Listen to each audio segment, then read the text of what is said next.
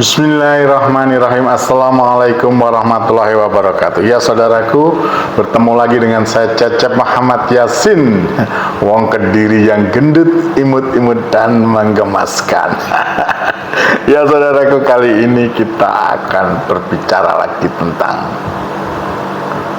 Jokowi yang namanya, sekali lagi namanya ini kepastiannya saya belum tahu, tapi alurnya bisa kita lihat ya, yang namanya terseret dalam gonjang-ganjing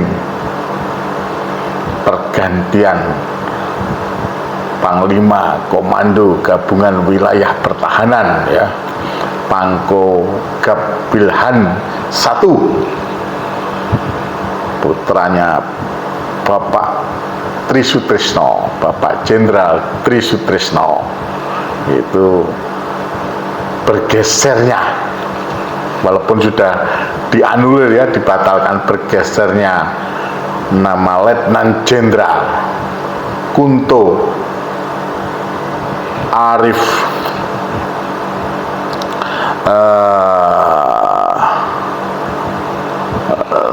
namanya Kunto Arif Wibowo.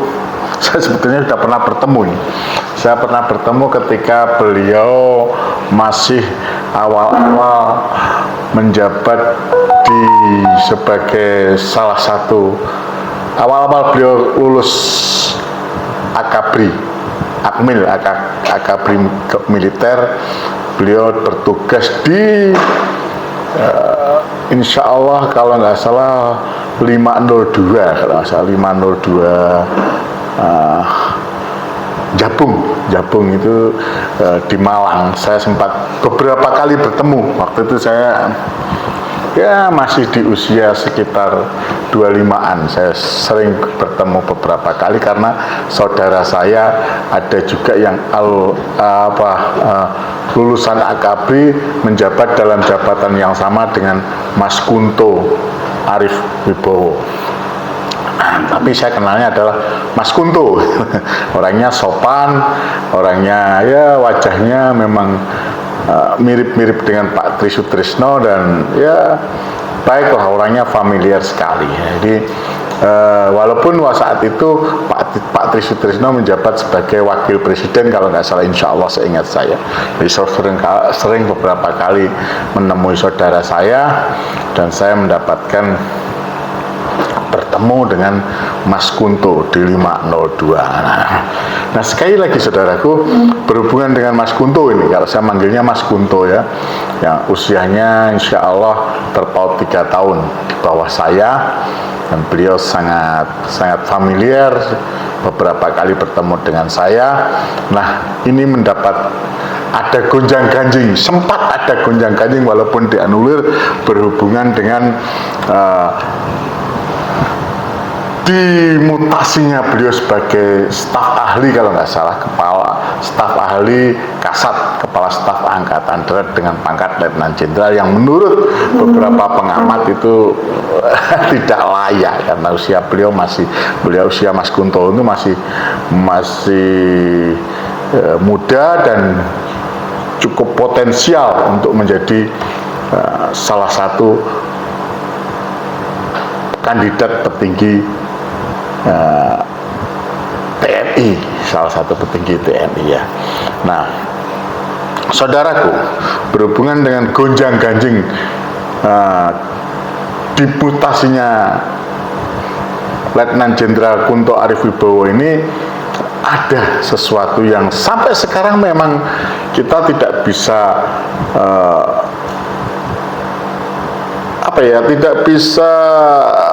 tidak menghubungkan dengan yang namanya Joko Widodo. Selalu ini saya katakan dari awal bahwa nama Joko Widodo ini adalah satu-satunya presiden Republik Indonesia yang dari awal menjabat itu bermasalah, selalu menimbulkan kegaduhan, dan sampai akhir masa jabatan, dan ketika yang bersangkutan pensiun pun, purna tugas sebagai presiden pun, kondisinya selalu membuat kegaduhan. Dan ini menunjukkan bahwa memang karakternya Joko Widodo, Presiden Joko Widodo ini adalah karakter yang sering membuat kegaduhan, membuat masalah gitu. Jadi selalu apa ya, dikait-kaitkan dengan masalah yang hutang ya, terus menggunung sampai sekarang juga membebani, dan ini saya rasakan dan saya yakin semua orang juga merasakan. Terus ekonomi yang merosot, yang tidak pernah sekalipun selama 10 tahun menjabat itu ekonomi baik itu nggak pernah, terus merosot, rakyat terus makin sengsara terus gitu, makin sengsara gitu. Hanya orang-orang, ya saya bilang orang-orang dungu aja yang mengatakan bahwa ekonominya di era kepemimpinan Jokowi ekonomi baik. Terus beberapa saya juga kan apa itu pengusaha pribumi itu banyak yang terbohongi, banyak yang apa ya, merugi, bahkan bangkrut. Saya tahu di Melilir itu pengusaha pribumi ini harusnya ini yang harus dibela oleh PWLS ini. PWLS untuk menuntut Jokowi ini. PWILS lah, PWILS itu yang menuntut Jokowi ini karena pribumi ini yang sampai bangkrut dan berhutang miliaran kepada bank karena ulah daripada Joko Widodo ini ya, presiden. Begitu juga banyak dari pengusaha-pengusaha apa itu kontraktor yang ikut serta dalam pembangunan proyek nasional PSN, proyek strategis nasional yaitu jalan tol, tidak terbayar. Sangat banyak, sampai ada yang apa itu teriak-teriak di medsos, melalui YouTube maupun medsosnya itu sampai teriak-teriak, dan banyak lagi sampai Pak Mahfud MD pun, Profesor Dr. Mahfud MD pun juga menyampaikan fakta-fakta adanya kepemimpinan Jokowi yang sangat merugikan rakyat, banyak sekali. Jadi yang sebelumnya tidak pernah, presiden-presiden sebelumnya itu seperti itu nggak pernah. Sebelumnya mulai dari zaman Pak Karno, Pak Harto, Gus Dur, Ibu Megawati, terus sampai Pak Susilo Bambang Yudhoyono hampir tidak pernah terjadi.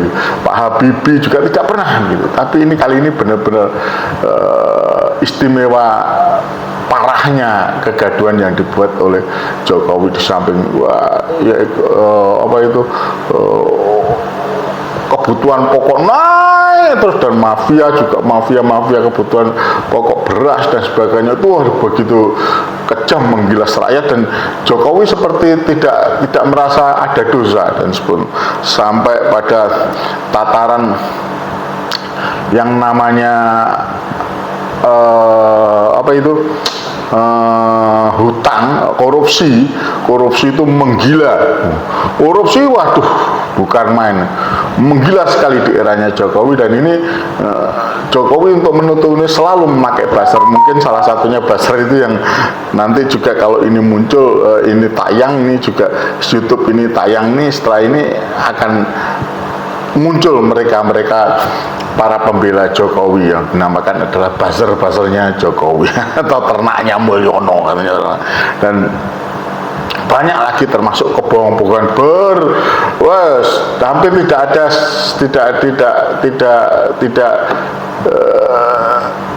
pemimpin yang hobi dan senang berbohong itu hanya Jokowi saja di sangat hobi, sangat tidak bisa dipercaya. Dan ini semuanya sampai dari IKN. IKN katanya tidak memakai APBN, kenyataannya sekarang sangat membebani APBN. Ini selalu ditutupi dengan buzzer-buzzernya itu. Dan terus terang sampai dari pensiun saat ini, sampai masalah TNI, sampai masalah mutasi TNI pun namanya terseret juga.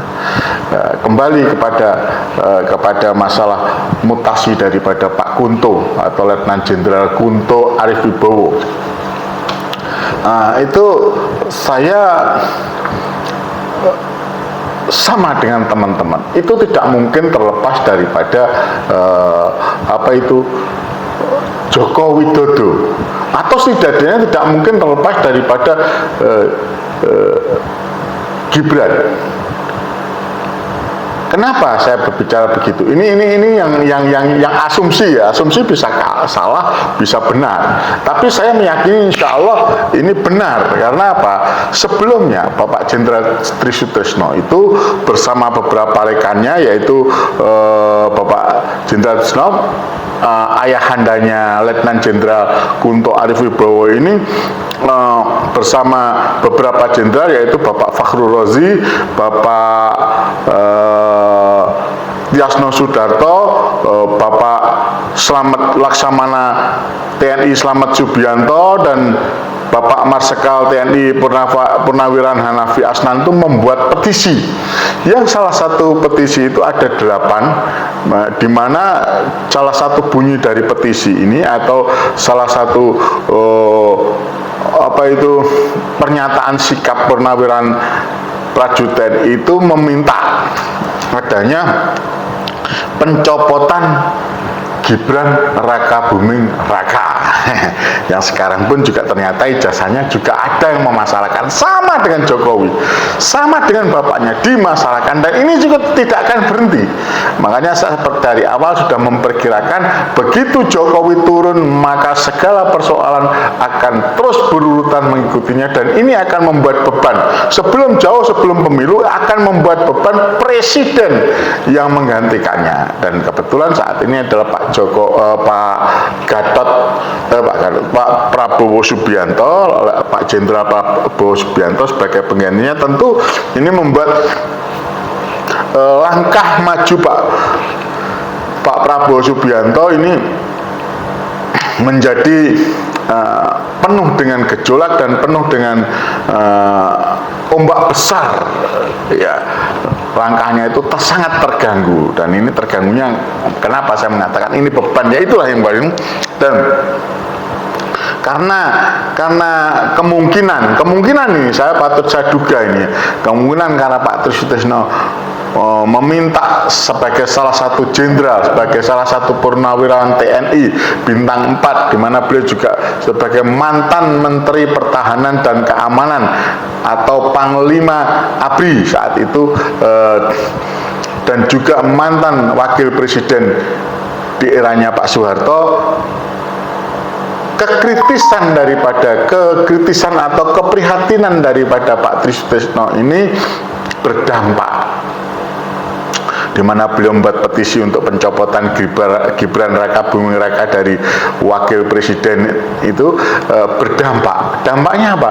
Yaitu tadi kemungkinan dampaknya itu mengenai putranya, yaitu Letnan Jenderal Kunto Arif Wibowo, sehingga tidak tahu apa sebabnya, sehingga yang Letnan Jenderal Kunto Arif Wibowo yang baru menjabat 4 bulan oleh Panglima TNI dipindahkan menjadi salah satu kepala staf Angkatan Darat. Dan gonjang-ganjinya lebih keras lagi ketika nyata tahu-tahu surat keputusan, skep keputusan, kalau orang-orang bilang skep keputusan pemutasian daripada Letnan Jenderal Kunto Arif Wibowo ini dianulir atau dibatalkan, yang saya yakin pembatalannya itu karena yaitu tadi Presiden Prabowo Subianto merasa tidak diikut sertakan dalam pemutasian daripada Letnan Jenderal Kunto Arif Wibowo. Jadi saudaraku, gonjang-ganjing adanya Jokowi atau mungkin Gibran diduga cawe-cawe dalam masalah pemutasian itu sepertinya sangat masuk akal. Jadi kalau dilihat alurnya sangat masuk akal. Karena apa? Yang satu yang jelas, Letnan Jenderal Kunto Arif Wibowo ketika menjabat sebagai Pangdam Siliwangi, begitu beliau itu sangat vokal. Beliau itu mencerahkan prajurit yang membuka wacana untuk supaya kejujuran itu ditampakkan kepada rakyat. Kejujuran itu kebebasan dalam hal kejujuran memilih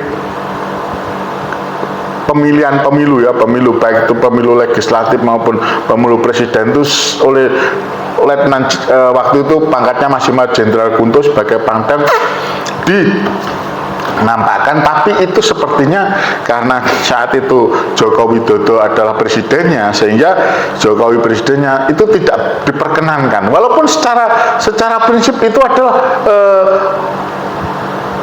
ucapan atau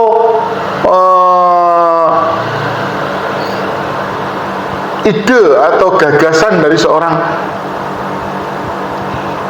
salah satu panglima Kodam yang brilian, yang harusnya disambut, tapi ini ditutup seketika sehingga beliau dipindahkan atau dikotak saat itu. Kotak saya nggak tahu, saya itu ada di kotak di mana, yang jelas beliau ditarik ke Mabes TNI atau begitu ya, yang kabarnya begitu. Dan setelah begitu pemilihan Presiden 2024 dan di mana Pak Prabowo Subianto menjadi presidennya, beliau diangkat lagi sebagai Panglima Komando Gabungan Wilayah Pertahanan 1 yang tentu saja naik pangkatnya, dan ini sepertinya menohok Pak Jokowi. Dan ketika 4 bulan berikutnya setelah beliau diangkat oleh Pak Prabowo, sepertinya juga tidak diketahui oleh Presiden Prabowo Subianto, tahu-tahu ada perpindahan mutasian, walaupun dari Mabes TNI membantah bahwa itu adalah hal biasa, tapi ini kejadiannya berbeda. Ini kejadiannya berbeda seperti kejadian perpindahan